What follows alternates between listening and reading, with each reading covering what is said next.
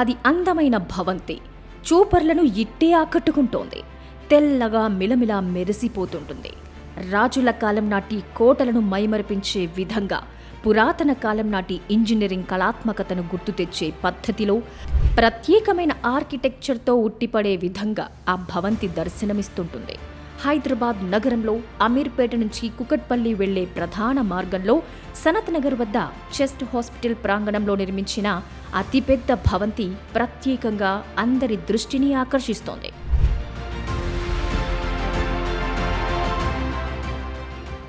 అటువైపుగా వెళ్లే ప్రతి ఒక్కరూ ఆ భవంతిని తదేకంగా చూసి వెళ్తూ ఉంటారు. అంత ఆకర్షణీయంగా ఉంటుంది. అయితే అది టిమ్స్ హాస్పిటల్గా కొద్ది మందికి మాత్రమే తెలుసు.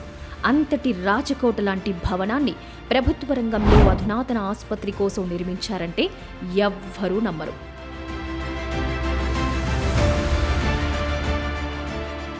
సాధారణంగా ప్రైవేటు కార్పొరేట్ రంగంలోనే స్టార్ హాస్పిటల్స్ ఉంటాయి. వాటి భవనాలు ఎత్తుగా రంగురంగులతో కళ్లను మైమరిపించే విధంగా నిర్మిస్తారు.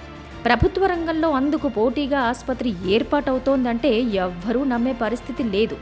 ప్రైవేట్ రంగంలో వైద్యం అందరికీ అందుబాటులో ఉండదు, పైగా ఖరీదైంది కూడా. అందువల్లనే ఆకర్షణీయంగా ఆసుపత్రులను నిర్మిస్తారు. ప్రభుత్వ రంగంలో మాత్రమే ఇప్పటికీ సామాన్యులు, మధ్యతరగతి, మరీ ముఖ్యంగా పేదలకు సరైన వైద్యం అందుబాటులో ఉంటుంది. అందులో నిమ్స్ లాంటి వైద్య విజ్ఞాన సంస్థ, గాంధీ, ఉస్మానియా వైద్యశాలలు ఇప్పటికీ ప్రజలకు అందుబాటులో ఉంటున్నాయి. అదే తరహాలో Telangana institute of medical sciences అంటే టిమ్స్ ఆధ్వర్యంలో హైదరాబాద్లోని సనత్ నగర్లో కార్పొరేట్ తరహా వైద్యాన్ని ప్రభుత్వ రంగంలో అందించేందుకు ఆసుపత్రి పూర్తి కావచ్చింది.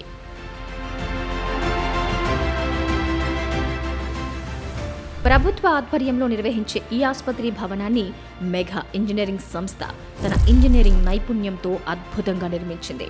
ప్రస్తుతం ఆసుపత్రిలో వైద్య రంగానికి సంబంధించిన, మరీ ముఖ్యంగా ఆపరేషన్ థియేటర్లు, ల్యాబ్లు మొదలైనవి ప్రభుత్వ ఆధ్వర్యంలో ఏర్పాటవుతున్నాయి. సివిల్ పనులను మాత్రం మెగా లక్ష్యం మేరకు ప్రభుత్వ ఆదేశాల మేరకు పూర్తి చేసింది. ఇందులో మొత్తం 1000 మంది రోగులకు చికిత్స చేసే విధంగా పడకలను ఏర్పాటు చేస్తున్నారు.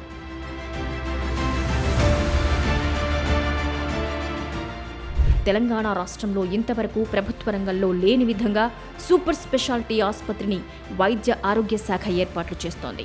అందుకు అవసరమైన నిర్మాణ పనులను 12 లక్షల చదరపు అడుగుల విస్తీర్ణం మేర 15 ఎకరాల్లో మెగా నిర్మించింది. ఈ భవంతి నిర్మాణ సమయంలో అధునాతన ఇంజనీరింగ్ పద్ధతులను పాటించడం ద్వారా పర్యావరణమైన ఎటువంటి ఇబ్బందులు ఎదురు కాకుండా చర్యలు తీసుకుంది. ముఖ్యంగా నీటి వినియోగంలో 75% ఆదా పద్ధతిలో గ్రీన్ ఇనిషియేటివ్ పద్ధతిని అమలు చేసింది. అదే సమయంలో అంత పెద్ద ఆసుపత్రి భవనం నిర్మిస్తున్నా ఎటువంటి భద్రతాపరమైన సమస్యలు ఎదురుకాకుండా పటిష్టమైన చర్యలు చేపట్టి 15 లక్షల సేఫ్ మెన్ అవర్స్ను సాధించింది. ఈ ఆసుపత్రి డిజైన్ బహుళ దశల బ్లాకులుగా రూపొందించి పేషెంట్ కేర్తో పాటు పరిపాలనాపరమైన వ్యవహారాలు సజావుగా సాగేందుకు నిర్మాణాలు పూర్తయ్యాయి. మొత్తం 1000 పడకల ఏర్పాటుకు అనువైన ఈ నిర్మాణంలో 300 ఐసీయూలు, 500 జనరల్, 200 ప్రైవేట్ బెడ్స్ ఉంటాయి. ఇందులో 30 డయాలసిస్ యూనిట్లను ఏర్పాటు చేస్తున్నారు.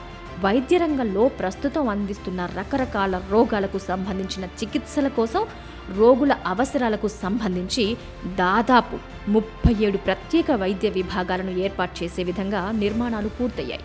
ఈ భవంతిలో ముఖ్యంగా ABCD బ్లాకులుగా విడివిడిగా నిర్మించారు. ఏ బ్లాక్ పూర్తిగా ఎమర్జెన్సీ చికిత్స కోసం 30 ఐసీయూ బెడ్లతో పాటు 15 అధునాతన ఆపరేషన్ థియేటర్లు ఏర్పాటు చేసే విధంగా భవనం తయారైంది. ఇక B బ్లాక్ పూర్తిగా గుండెకు సంబంధించిన రోగులకు చికిత్స చేసేందుకు నిర్మించారు. ఇందులో కార్డియక్ హౌసెస్, ఆపరేషన్ థియేటర్లు, క్యాత్ ల్యాబ్లతో పాటు ఆంకాలజీ, ఓపీ రిజిస్ట్రేషన్, ఫార్మసీ ఉంటాయి. బ్లాక్ Cలో VIP సూట్లకు సంబంధించిన గదులను, రేడియాలజీ, ప్యాథాలజీ ల్యాబ్లతో పాటు జనరల్, ప్రైవేట్ ల్యాబ్లు ప్రభుత్వం ఏర్పాటు చేసే విధంగా నిర్మాణాలను మెగా పూర్తి చేసింది. బ్లాక్ Dలో వైద్య విద్యార్థులకు శిక్షణ, పరిపాలన వసతులు ఉంటాయి. ఇందులోనే 200 సీట్ల సామర్థ్యం కలిగిన ఆడిటోరియం ఏర్పాటు చేసేందుకు నిర్మాణం పూర్తయింది. పేదలకు అందుబాటులో ఉండే విధంగా కనీసం 200 పేషెంట్ల అటెండెంట్లు ఉండేందుకు ధర్మశాలను కూడా నిర్మించారు. ఇందులోనే కేంద్రీకృత వంటగదితో పాటు మార్చురీ నిర్మాణాలు జరిగాయి.